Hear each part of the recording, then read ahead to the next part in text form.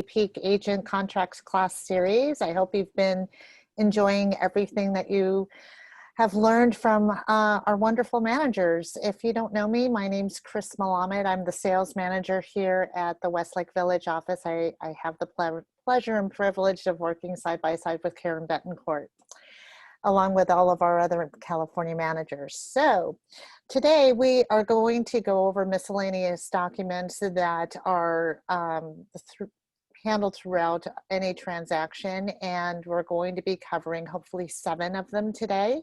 And the first one I have on the screen is the seller's purchase of replacement property. This would coincide with your RPA. And this is implemented when a seller needs to purchase a home, that's contingent upon the sale of their property in order to purchase a new home. So we're just going to go line by line. So the seller's purchase of replacement property, it's an addendum that takes into effect of any accepted purchase contract. So the first paragraph is pretty self-explanatory. You would date it the same date. It's dated of the purchase agreement. You reference the property number, buyer 1, buyer 2, seller 1, seller 2. And the seller's purchase of replacement property, paragraph A, it states that they need to find the replacement property, and this agreement is contingent on the seller entering into a contract to acquire a replacement property, home of choice basically, and that the seller shall within 17 days or blank days after acceptance. Typically, in a market like this, 17 days finding their home of choice is doable. In last year, as an example, 21 days was the norm for finding their home of choice. After the finding replacement property contingency in writing within that time, the buyer, after first giving a notice to seller to perform, may cancel the agreement in writing. This is only done if the seller is not able to find their replacement property within the allotted time. The allotted time is the agreed 17 days or 21 days or 30 days, whatever you write here in this line here. Section 1B, a lot of times it's really preferable if the seller has a home to find a replacement property, that the home is listed.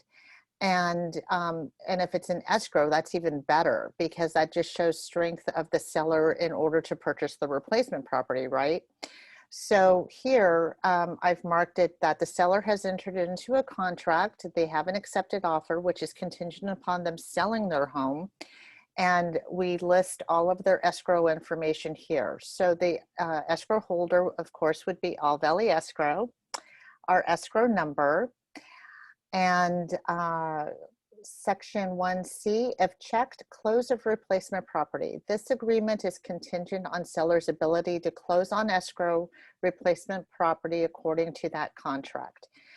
So if you're an escrow and it's not, basically it's just stating that in order to sell their home, they have to close escrow on their home of choice.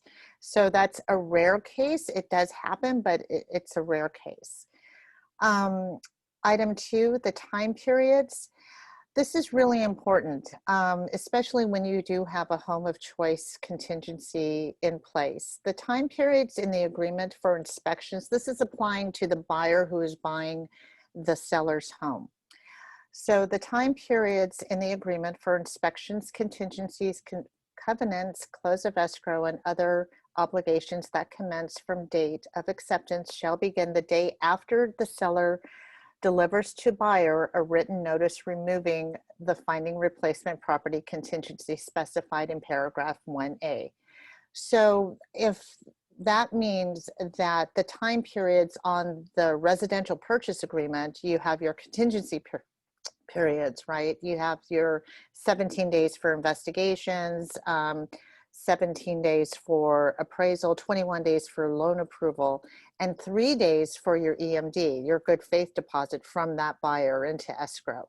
So that particular paragraph right here is stating that if this box is not checked, that time frame does not begin until the seller who has an offer on their home of choice has given written notice to the buyer's agent and to the buyer that yes, they are ready to move forward, and now their time frames begin. So you really, it really depends on the case. Every scenario is different, but in most cases, what you want to do is that you want the timeframes to remain as specified within the agreement. The agreement, again, is referring to the residential purchase agreement. If close of escrow is identified as a specific date in the agreement, it shall remain the same. So I've written little notes here. If this box is not checked, the timeframes for all investigations, appraisal, loan approval, does not go into effect until the seller removes their home of choice contingency. So that can delay your close of escrow, especially if you are on a tight, your buyer wants to close an escrow within 30 days. If the seller doesn't give you written notification removing their home of choice or stating that the time periods do not start until they give you written notice, that will delay your close of escrow. So you just want to be consciously aware of that.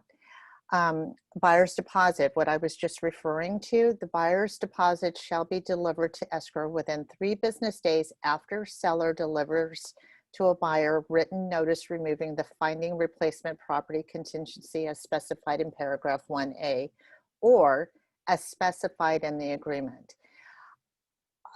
Specified in the agreement, again, is referring to the residential purchase agreement, and what it's really important, especially on a replacement property home of choice, that you have a buyer that really wants to, that's committed.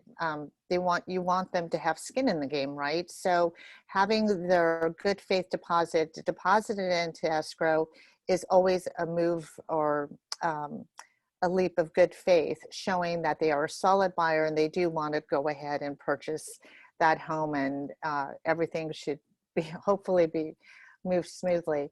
So here, if this box is not checked, and I'm referring to this box here, the buyer's good faith deposit does not need to be submitted into escrow until the seller removes their contingency, their home of choice contingency.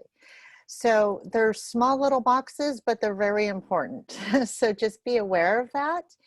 And it really depends. Again, each scenario is different, but you just want to make sure that if you're representing the seller, that you, and you do submit this document, that you want to have your buyer move forward with their specified timeframes in the residential purchase agreement, do their inspections, get their good faith deposit into escrow, do their inspections, and have things rolling, because basically you're conducting a train. It's a chain event. So more than likely you will have a concurrent close of escrow or a day after close of escrow, depending on which counties, what county you're in, if you're in different counties or not.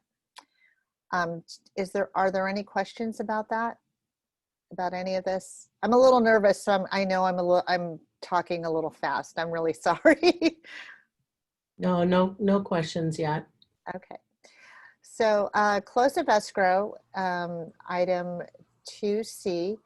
Buyer and seller agree that seller may extend the close of escrow date for the sale of the seller's property for a maximum of. Now on this, it would be additional days. You could do up to a week. It could be 3.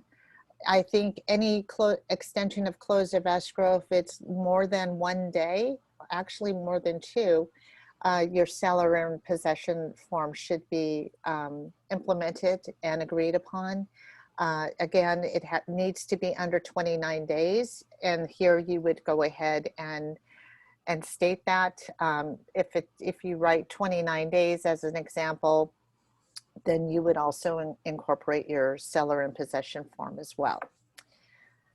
Other terms here, if I do need to do it more than 29 days, I've written, should close of escrow be extended any length under 29 days, CAR SIP form will be incorporated into this agreement. It's a really important form, and just to make sure that all parties are on the same page and that there's no miscommunication whatsoever with regards to the possession of the home once close of escrow happens.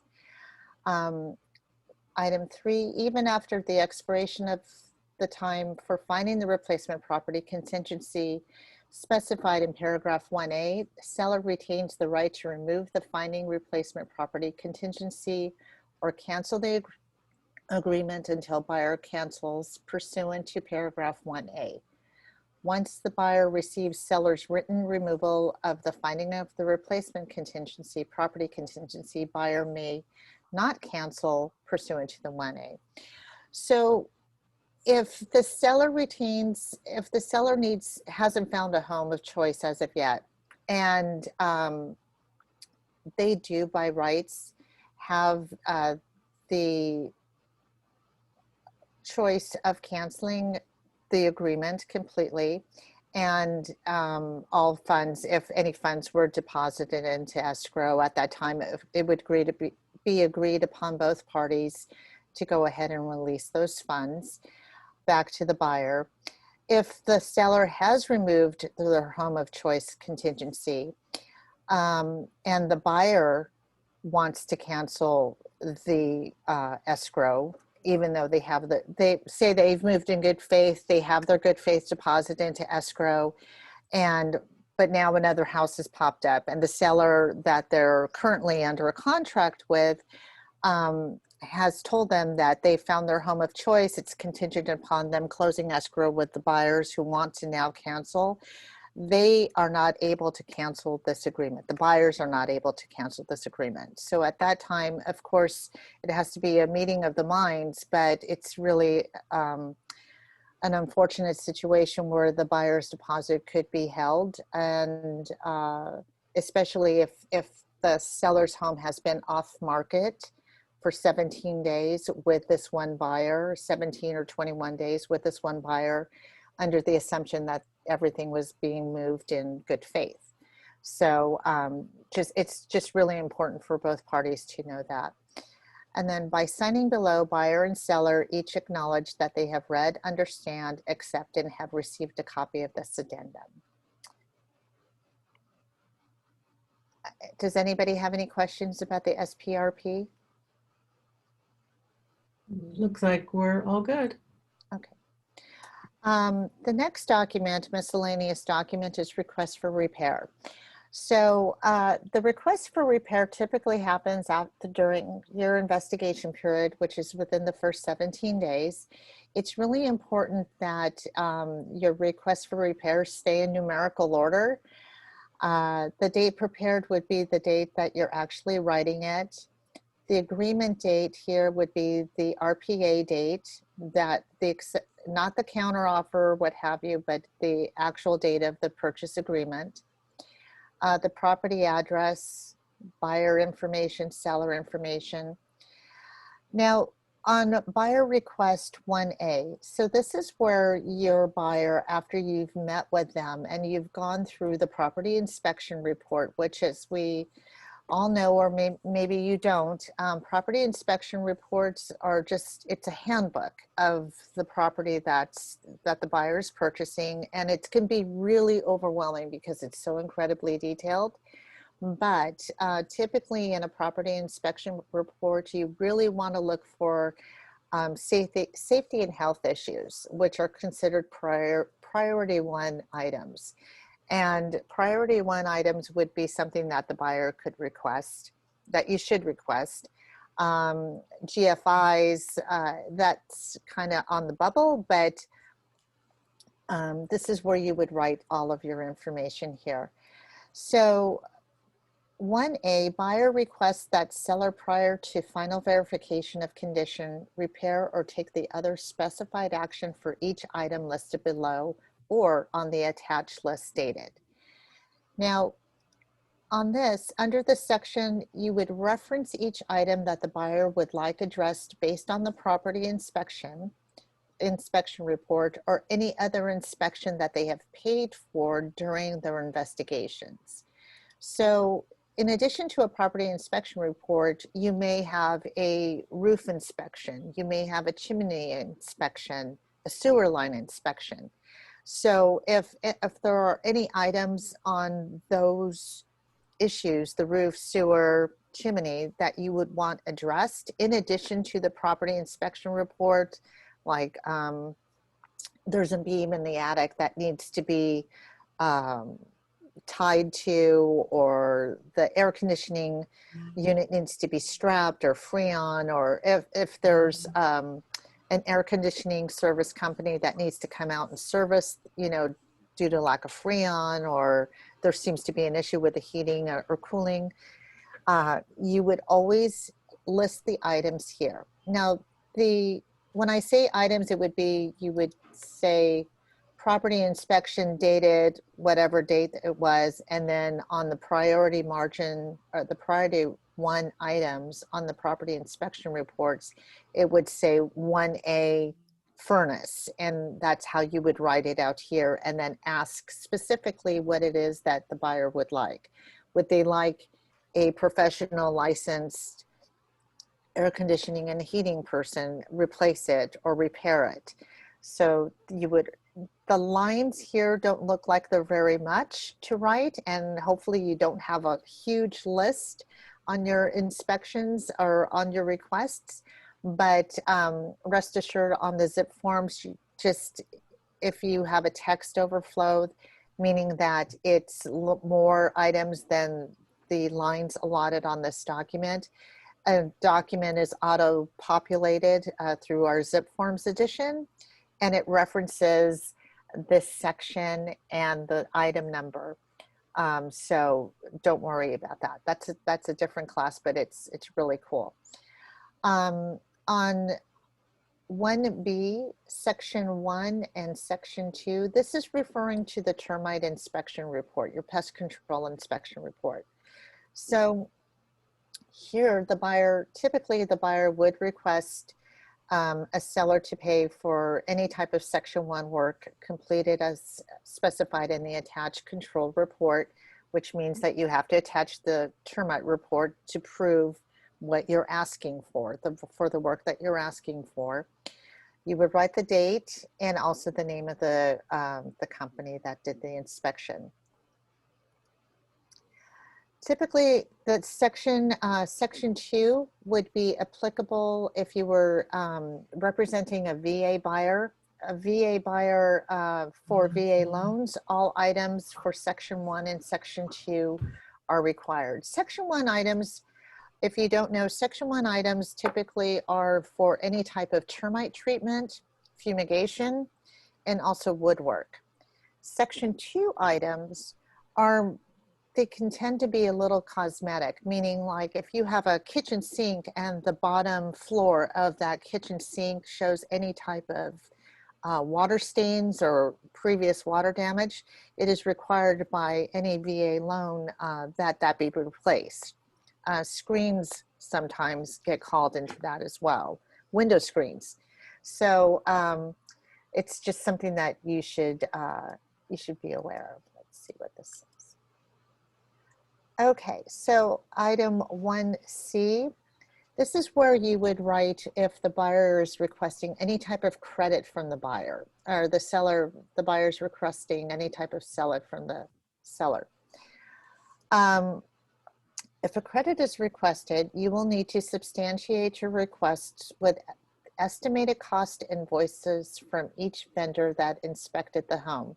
This is referring to the pest control company, the roof, sewer line, AC, heat. It could be a licensed general contractor, any type of issues. Remember, during your inspection, your investigation period, you should have access to the property 17 days. So if a property inspection is stating that there's something wrong with the roof, you still have your 17-day window to get a roof inspector to go out to the property and do an inspection. As for any other type of specialist that may be needed or recommended through the property inspection, you still have that time frame within the agreed contract to do your investigations. So let's just say that there's a lot of work and you want to get the termite work done, and there's items on the property inspection that you want to get done, and say it costs, the buyer would be happy. It's an estimated $8,800 and the buyer would be happy with like $9,000. So here on this line, what you would write is oh, why isn't that? If the buyer would like a credit amount from the seller, that's the amount that you would write. And it's for the estimated costs of doing the repairs. You would write the amount on that line, but please note that credits are not money to the buyer from the seller. The seller is not writing a buyer a check. So the amount requested, if it's agreed upon, that amount is applied towards the buyer's closing costs. So if the amount is a substantial amount, maybe you're looking at an amount for, $15,000 because there's a lot of issues, you will need to contact your buyer's lender and just to make sure that they are able to apply that amount towards the closing costs. It's very rare that closing costs are not accepted by the lender, but it's always good to be in communications with your lender to make sure that it is a feasible request, meaning that it's money being able to be used towards the buyer's closing costs. Does anybody have any questions regarding any of this? There was just one question on the RPA date, but which date, the date it was prepared or the date the RPA was signed up at the top? It's going to be the date that it was prepared. I've always used the date that it was prepared, only because that's the date of the contract. Correct. And then just a comment on the credit for closing costs. Usually it's 3% of the sales price, but as Chris mentioned, check with the lender. Also, sometimes the lender will give a credit for depending on what program they're on, that type of thing. And if you have a really high amount of credit, you want to make sure that you find out if the lender is crediting the buyer or anything, because if they are, that's going to affect the total dollar amount that you're allowed to credit. Thank you, Karen. Yes, absolutely. That's why communication with all of your key players in any transaction is so important, because you just need to know, you're the conductor. So you need to know everything. You need to know all of the moving pieces. And in addition to be a great communicator, you need to keep everybody informed and vice versa. So it's really important. What if you exceed that amount? Exceed the amount for the closing costs? Yeah. Then you would also need to do a reduction in price. Yes. So it works out at the end. Okay. But it has to be agreed upon amongst everyone. But I think, Andy, specifically, if you have all of your written proof, all of the documentation proving that request, substantiating that amount, it shouldn't be an issue. Getting the closing costs and possibly reducing the purchase price. Okay. And then that affects our commission as well, though. If you reduce the price, of course. Okay. Got it.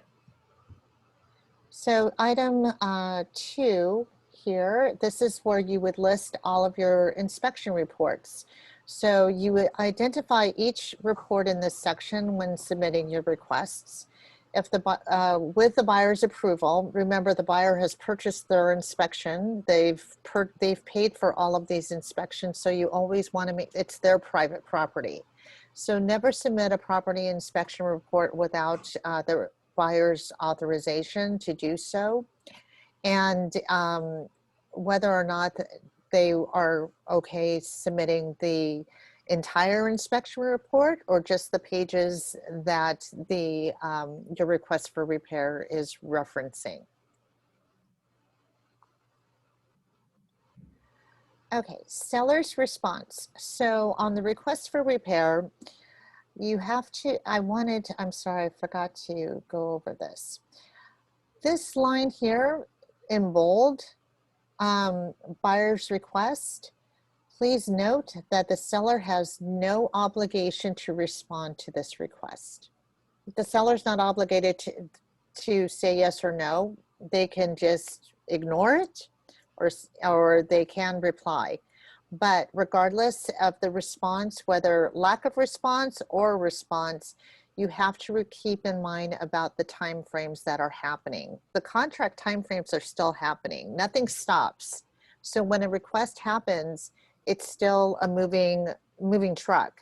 So just be consciously aware of your timeframes, and just because you haven't received a response from someone doesn't mean that everything is standing still. It's still a moving, living thing. So just be aware of that. So here, the seller's response, the seller agrees to all of the buyer's requests provided in writing, which would be a fantastic thing. Or the buyer removes those contingencies identified on the contingency removal form, which must be signed by the buyer. The buyer releases the seller and brokers from any loss, liability, expense, claim, or cause of action regarding the disclosed condition of the property. So if the seller agrees to all of the buyer's requests, the seller would also want the buyer to remove the contingency referencing their investigations or anything else that would apply to that. So more than likely, if your seller agrees, you want to submit, if you're representing the seller, you want to submit a contingency removal for the buyer's investigations as well. Another option, the seller does not agree to any of the buyer's requests, and it could be just as simple as that. The seller responds to the buyer's request on the attached form, CAR form RRRR. So here, again, the seller is not required to respond to any of your requests. Out of courtesy, they should, but some don't. If there is no response, you must continue following the deadlines as specified in the within the agreement. It's just really important to know that. If the seller here is responding to the request for repairs, it would be on the following document, which is the seller's response and buyer reply to the request for repair number 1. So you are going to reference the request for repair number 1, the date that it was written, which is on the upper left-hand corner of the request for repair document, your property information, and here the seller would then, this is how you would just break it down. They either agree, the seller agrees to all of the buyer's requests for number 1, except maybe they say you have about 5 items and they agree to 3 of the items. So they would write to all buyers requests and requests for repair number 1, except items items 1A, B, no straps on the air conditioning condenser or things like that. It would then, you would reference whatever the property or whatever the request for repair itemized action was on the buyer's request. Or say the seller doesn't want to do any type of repairs because they don't know any professionals or what have you, and they just want to be done with it. Not done with it, but they feel that just giving money is an easier thing to let the buyers handle any type of repairs when they own the home. So they can say at close of escrow to credit the buyer $2,000.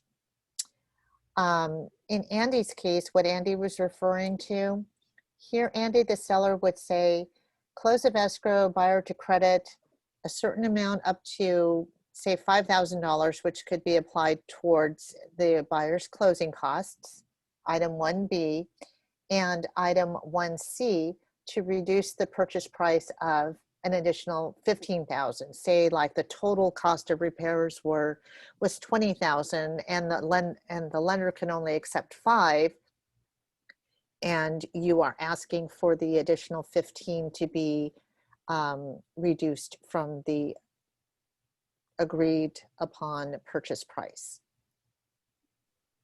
Thank you. Does anybody have any questions?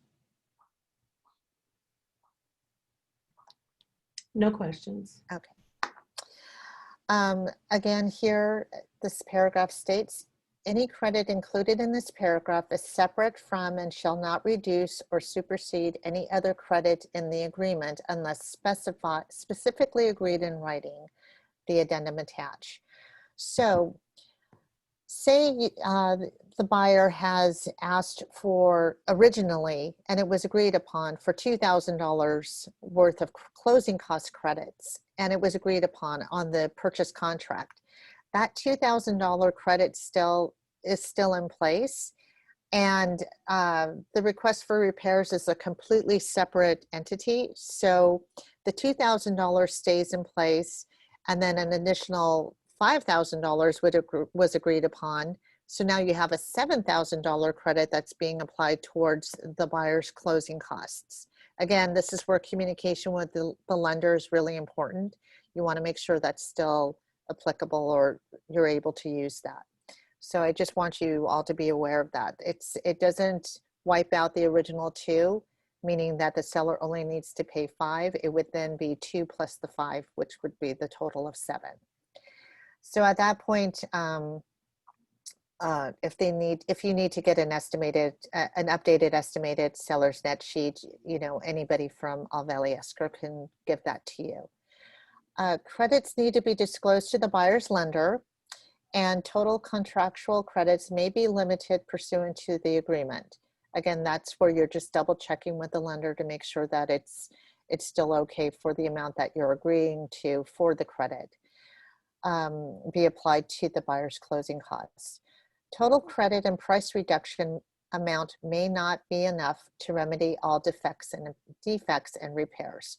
So even if the purchase price has been reduced, say $15,000, it's important for the buyer to, or any amount rather, it's important for the buyer to know that it still may not remedy all of the issues.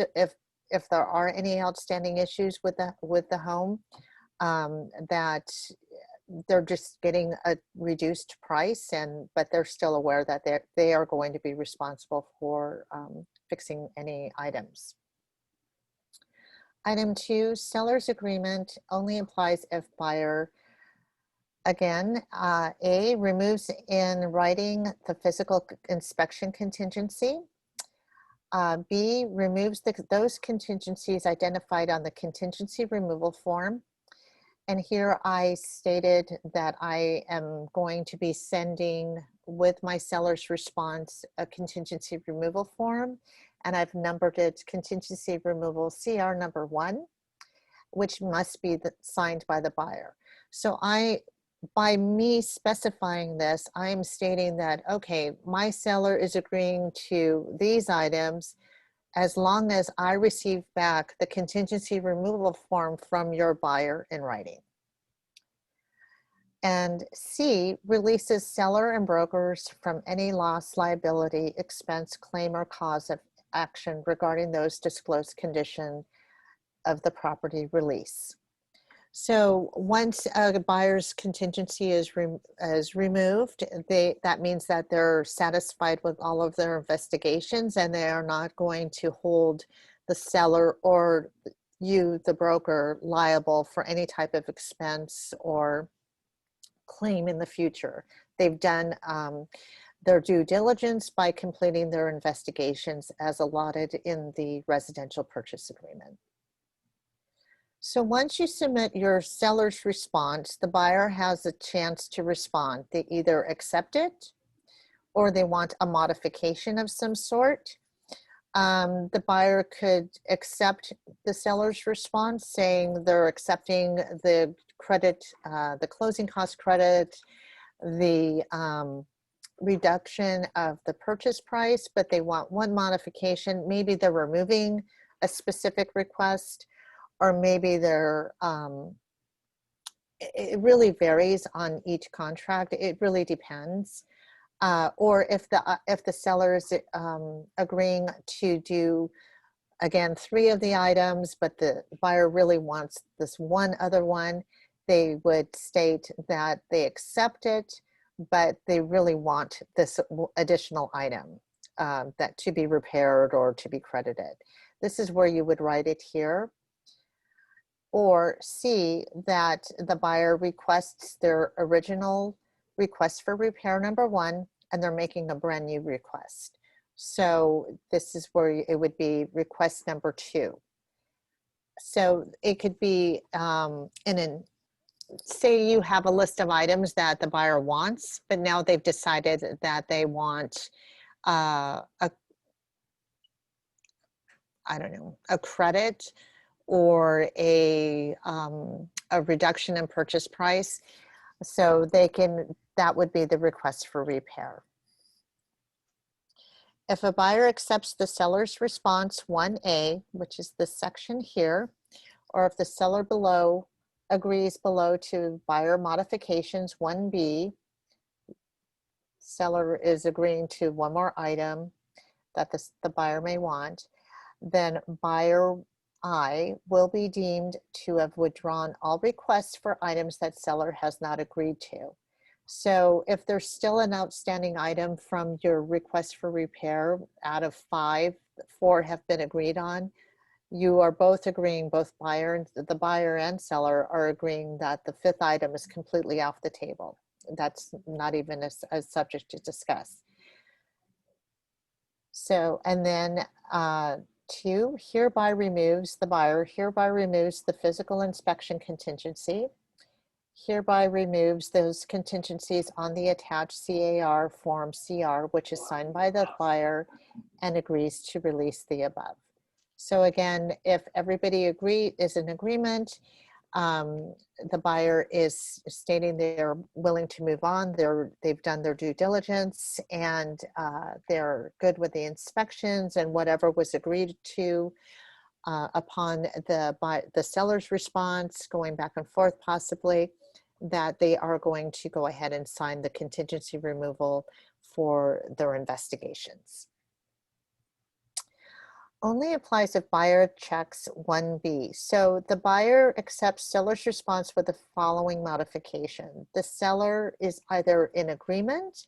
The seller here would either check that you agree to that modification or you don't. The seller doesn't. If the seller does not agree to the buyer modification, again, it's up to the buyer whether or not how important that is. So if the seller, if they don't want that modification, the buyer can come back and submit another request for repair, or just see if, you know, or just move on and just can do the contingency removal. Are there any questions about this document?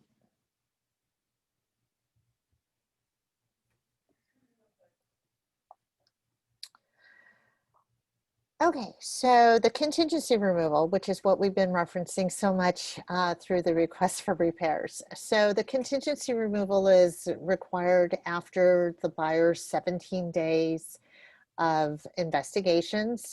That's typically the contingency period. Also the appraisal and the loan contingency, both, you know, 17 and 21 days respectively. So whoever writes the form, if I'm writing the contingency removal based on the seller's response of the request for repair, I would write contingency removal number 1.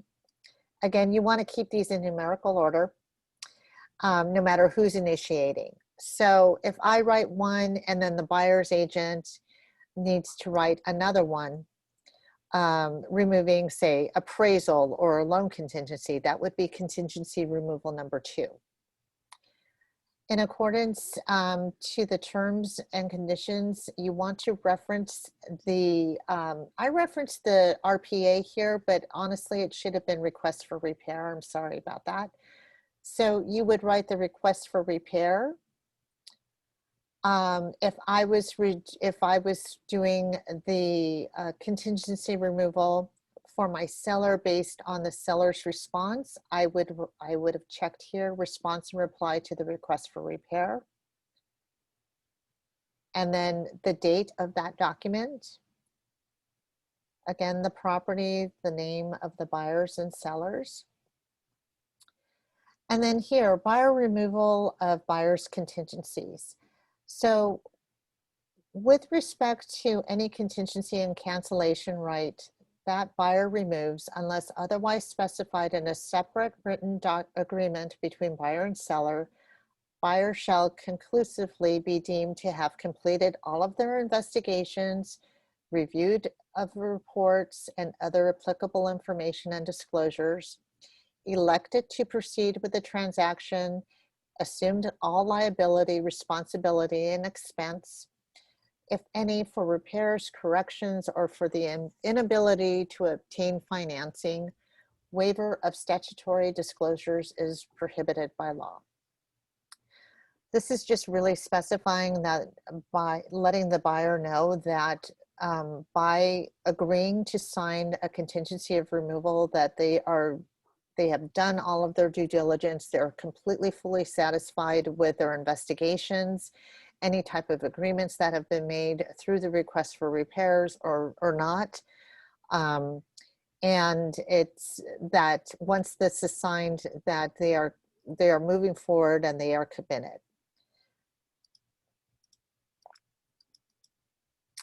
So here, let's see. You could write here on item 2, I2, buyer removes those contingencies specified below. You can go step by step and do like up to 6 contingency removals if you want. Typically, we do only maybe 3, but it really depends on how thorough you want your file to be. So for the investigation period, what I've done here is, say I'm removing all of my physical investigations. I've done my property investigation. I would check item 2, or pardon me, item 3, B as in boy, or item 2B, where I would say buyer contingencies are removed except loan contingency and appraisal contingency. And it could be for contingency of the sales buyer's property. The contingency removal forms are just, they're applicable to so many things. The seller's purchase of replacement property, the buyer's contingency of selling their property, and of course, all of the investigations. Investigations are for not only for property inspections, but also for any seller disclosures, any type of title reports that you are receiving through escrow, a homeowner condominium documents, the CCNRs, the association bylaws, budgets, and what else? Also, then a new document, you also need to be aware that your investigation period is the time for the buyer to review any type of lien or leased items, which are really applicable to solar panels.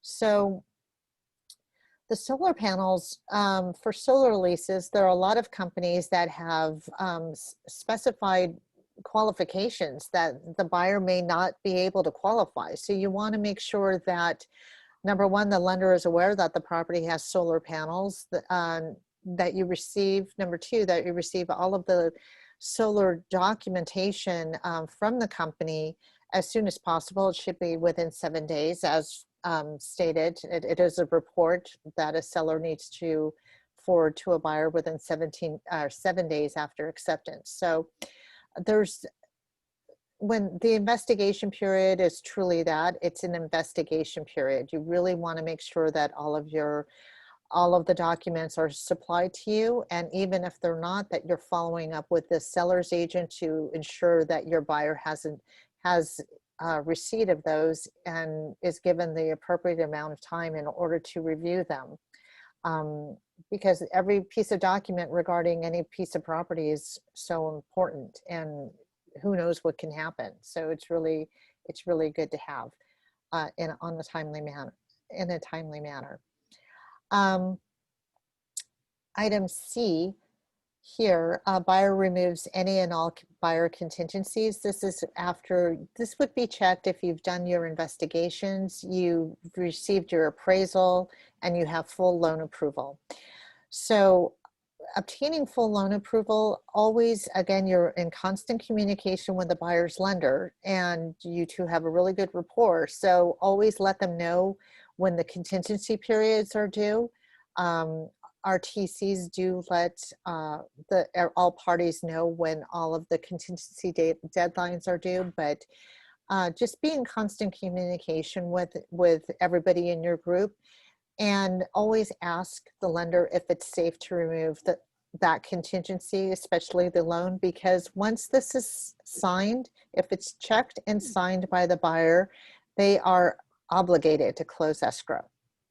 They're obligated. It's not, I know things come up, but you are fully committing to close that escrow, and their good faith deposit is solid. And at that point, there may not be a meeting of the minds where the buyer's deposit may be released, because the seller, all parties have to agree to that. And the seller may have an issue because it's been off the market for 17 or 21 days, or maybe they're going to lose their home of choice. So there's a lot of issues. So always make sure that you are in constant communication with the buyer's lender, and let them know, or ask them, is it good to have the buyers remove their loan contingency? Are there any questions? Yeah, we have one question from Andy. If you negotiate a $5,000 credit for your buyer using a RR and an RRRR, then you fill out the CR1, but check that it's in accordance with the RPA, should you redo the CR1 and check RRRR? Okay, so you did a contingency removal, but you did it pretty much like how I'm showing you here, when it should have been in response or to the request, correct? Exactly. Okay. So you can, I would, only because you want to keep things in sequential order, and you want to make sure that you're referencing the right item. Okay. Karen? Yes, I would. Sorry, and then I had one other question that I typed in there. When you have both agreed to that $5,000 credit and you've released the contingencies that you've agreed to, I know there's an amendment or an addendum. I think it's an amendment that needs to be written up, and you have to share it with the lender. Who writes that up, us or the escrow officer? Escrow writes that up. They'll draw up an amendment whereby it says that, the seller is giving X dollars credit to the buyer towards closing costs. So they will actually draw up that amendment. You need to call them and let them know that you've negotiated Okay. the closing cost credit, and they'll draw up the amendment, because that amendment also has to be provided to the lender with the loan document. So it has to be typed up in escrow. Exactly. Okay. And the lender's going to need to have that amendment from escrow, that once it's fully executed by all parties, buyer and seller. Who gets it executed? The escrow officer? Yes, but you Okay. want to follow up and make sure that everybody signed off on it. Okay. Thank you.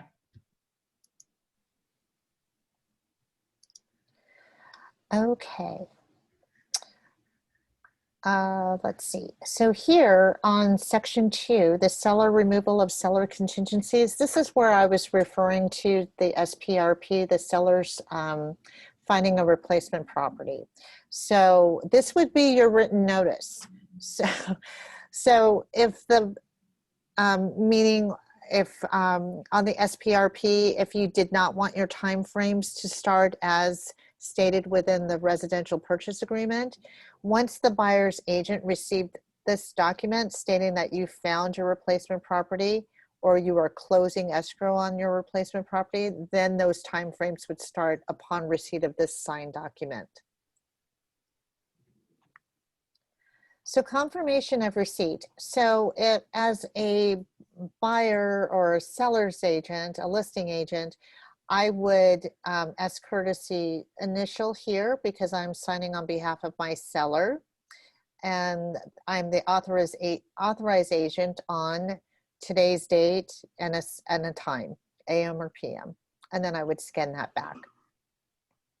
And vice versa. If you were the listing or the representing the seller and you submitted this contingency removal, removing the finding of replacement property, you would want the buying agent to initial this and date and sign it.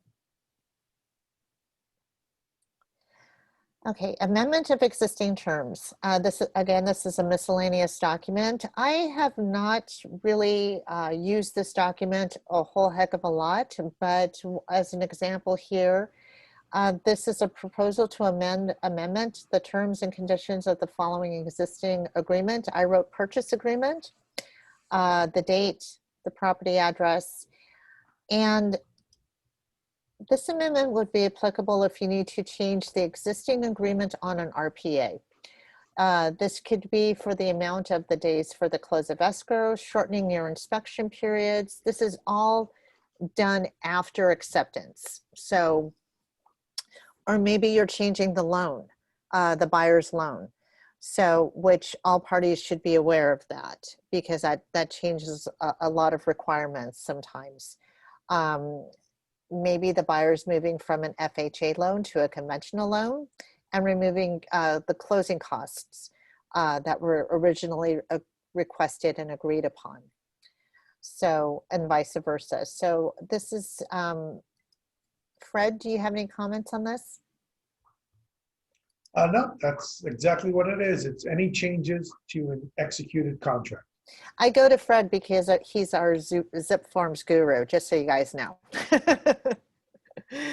So the offer or the expiration, again, just like it's an amendment of terms. So what you want to do, you want to make sure everybody's on the same page and you write that you are, let's see, the buyer or the seller proposes, whoever you're writing it for, proposes this amendment of existing terms. Which may be withdrawn by the party initiating this proposed amendment at any time prior to acceptance shall be deemed revoked unless by 5 p.m., just like an offer. So you have until 5 p.m. Instead of 3 business days, you would have whatever time frame that you put in here. And then it needs to be signed by whoever's submitting it and the acceptance, of course. Now, again, it's an amendment and everything that you write on any of these documents, everything's up for negotiation. So all parties, you can't move forward with any type of change unless all parties are in agreement. So it could be rejected or and if that was the case, if it was rejected, then the original RPA would still be in effect. This is you just asking something, asking for a specific thing, and it cannot happen until all parties are in agreement. Again, confirmation of acceptance or copies of signed acceptance was personally received by again, this is received by the initiating party or someone that's authorized. So if I submit something and I send it to Fred and he accepted it, he and his sellers have accepted it, then I would initial it and then date it and then send it back to him for confirmation for his records. And also any type of amendment of existing terms, existing agreement terms, you must let escrow know, because now that's changing the escrow instructions. Escrow instructions are just following everything that is written within the RPA, your residential purchase agreement. So if there are any changes to that, you must let your escrow officer know right away, so they can make those changes into their escrow instructions and agreement, and then submit revised instructions so all parties are on the same page. Does anybody have any questions about that? No questions. Okay, great. All right, guys. Well, that is it for me. And the next up is Fred, who's going to be speaking about two additional documents, or was it 3? Yeah, he's covering the SBSA, the C21 Addendum, the MCA. No, Karen, What? that's on Thursday. That's the. Today Oh, I was I just going to apologize. add the CBA and the NUCC. Okay, so let me get out of here. Yeah, no, you don't have to be here for another hour.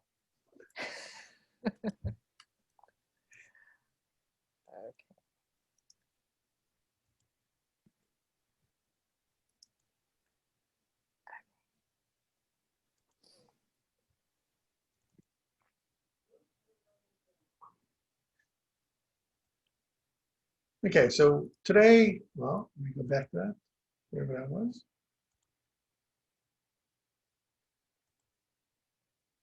I'm going to be covering just 2 documents that have been added since the coronavirus. This one is the coronavirus addendum or amendment. It's an addendum if you're doing it before you have a contract. It's an amendment after you have an executed contract. So it could be either or at that point. And basically what it is, it's saying this is an amendment. If it's an amendment to an already accepted contract, the amendment shall be deemed revoked unless everyone agrees to it in 3 days, like Chris was saying on the amendment, that everyone both sides have to agree to it. This has been brought up because of what's called unforeseen coronavirus circumstance. This only deals with coronavirus issues, nothing else. And it is optional, which means everyone doesn't have to agree to it. The parties are asked to seek qualified California real estate attorney.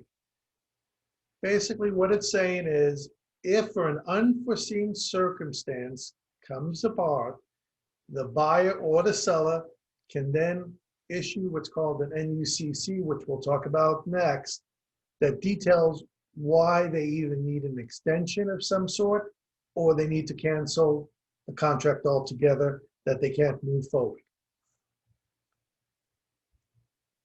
So you basically have a few options. You can extend certain things. Let's say, your appraiser, when we first started this coronavirus, a lot of appraisers weren't going out in the field. So we needed to extend the appraisal timeline, investigation timeline. We couldn't get a home inspector into the house. So if you needed to extend one of these timelines, you would ask for an extension of these timelines due to one of the reasons of the NUCC. Or you need an extension to close, either from the buyer or the seller. Again, this is dealing specifically with coronavirus issues. Not you can't get your loan, not the appraisal didn't come in. Any of those issues are handled through normal contractual means. Or an immediate mutual cancellation means, for whatever reason, we just cannot move forward with this transaction. We're both agreeing to cancel. We'll submit it to escrow. Escrow will draw up their documents, and we'll release money and move forward and move on to another day. Again, both buyer and seller have to agree to this. It is optional, so it's not something that has to be agreed, but you do need both signatures to put this part of the contract. So here comes the issue. What are the issues and why can't we move forward? Again, who's affected, the buyer or the seller?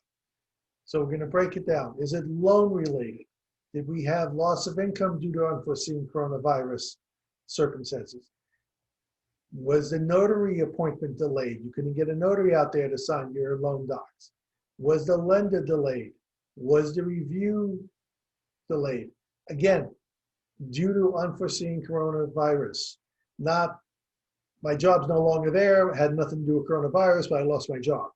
Again, that's handled through the normal transaction. This is specific to coronavirus. Were you not able to do a pest inspection because of a stay-at-home order, a home inspection? Couldn't get movers out, so the seller can't move anyplace. Couldn't do my final verification of condition. Again, these are specific to coronavirus. Personal impact. Did you get coronavirus? Were you ordered to be quarantined? Anything you check, you now have to have some verification of why we can't move forward. It's not just saying, well, I can't do it because of coronavirus.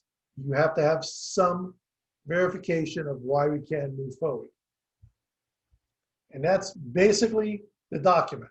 So it's two parts. One, it's an addendum when you're making your purchase offer, or it's an amendment to something that's already executed.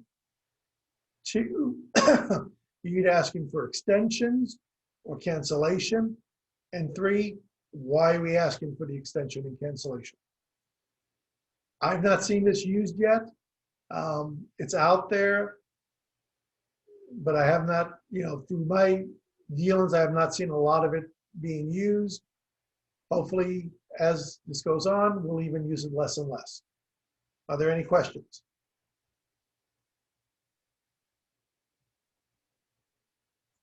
All right. Seems pretty good.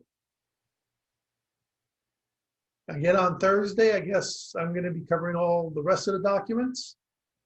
And hopefully you have a great week. I know it's a short week. Today's already Tuesday, and we're already getting done. Thank you all for joining us today. Really appreciate it. If you have any questions, please feel free to reach out to any of our managers, and we're always here for you. Okay, have a wonderful day. Okay, bye.